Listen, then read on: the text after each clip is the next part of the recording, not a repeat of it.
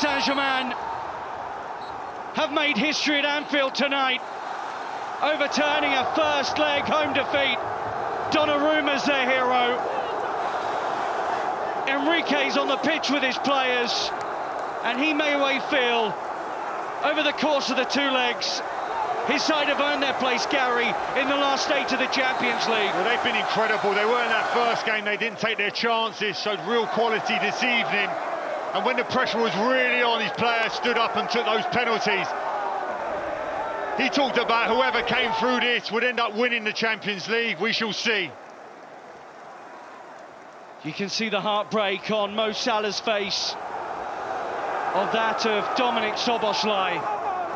But Luis Enrique is looking to do where so many have failed and deliver the title for PSG. Arne Slot has to regroup these players. Elimination tonight, a Champions League dream over, but a cup final days away against Newcastle United. Paris Saint Germain march on. Luis Enrique hoping to win the Champions League as a manager for a second time. And Liverpool look to regroup before Wembley on what has turned out to be a bitterly disappointing night.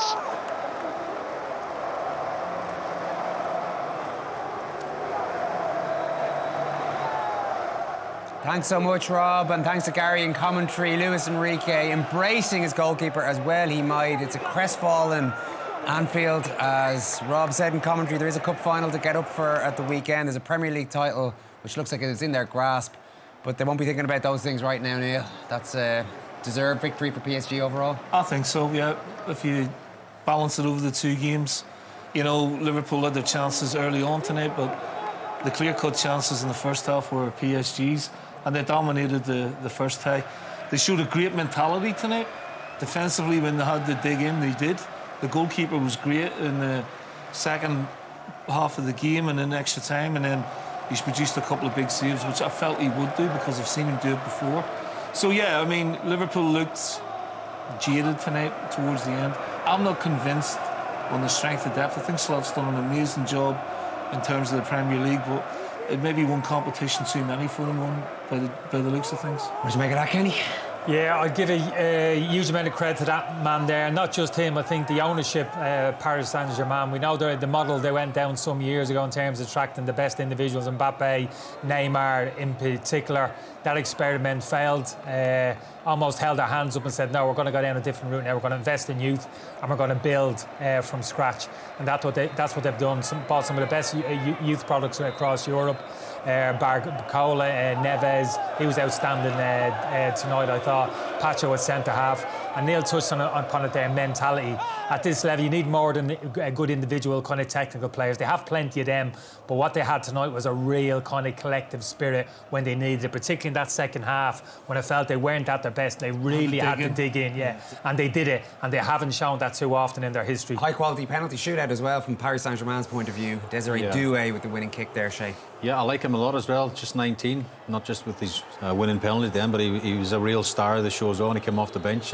He really was. Look, I think Lenny and Kenny are both right. I think over the two legs, there's no doubt that Paris Saint Germain were the better team, especially out there last week. Liverpool second half, I think, were better tonight, but first half Paris Saint Germain were brilliant.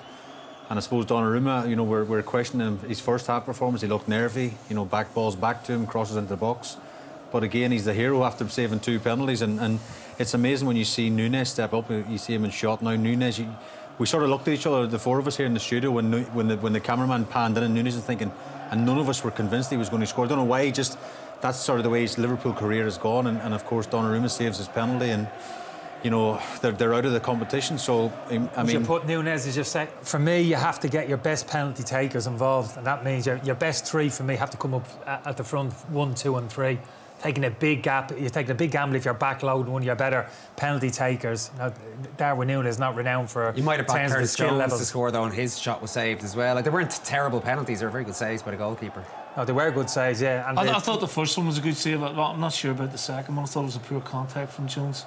But their penalties. Their penalties were very good, excellent. Yeah. Yeah, I mean, people- Alisson couldn't get anywhere near them. And there's no luck there involved in that. Shay spoke about nerve, but like I mean, technical Vitinha, the ability. first penalty, probably the closest Alisson got to it. He was very cool and calm running up to it, but it wasn't the best penalty. Actually, Alisson just tried to keep his balance, but it sneaked its way across the line. But again, you know, they're celebrating. They've got a great chance of actually picking the trophy up. I'm not sure. No? PSG? Yeah. No, I'm not sure. There was enough in that game tonight. Oh, and they give the ball away a lot tonight. Yeah, but they're better than that, though, Neil. That's the thing, isn't no, it? I get There's that. more to come. But I think if they come up against the team who are praying for it, I just felt Liverpool they just looked a little bit heavy-legged for whatever reason, and the more or less they forced the game second half by pure will. The biggest threat was set play zone in open play that didn't really affect PSG at all.